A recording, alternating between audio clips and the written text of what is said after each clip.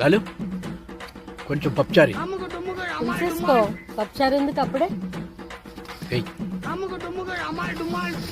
చాలు చాలు చాలు. ఒక ఫిష్ పీస్ వేస్తున్నా. కొంచెం పప్పుచారి.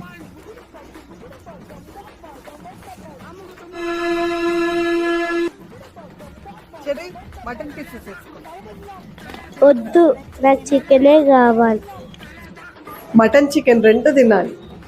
ఓకే, నేను చూసింది చూస్తుంది అంత నిజమేనా? అందరూ తలా రెండు fish piece వేసుకోండి.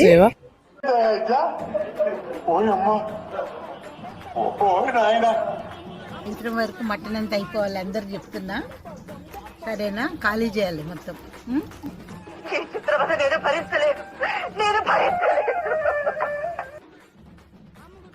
భాయ్ సాబ్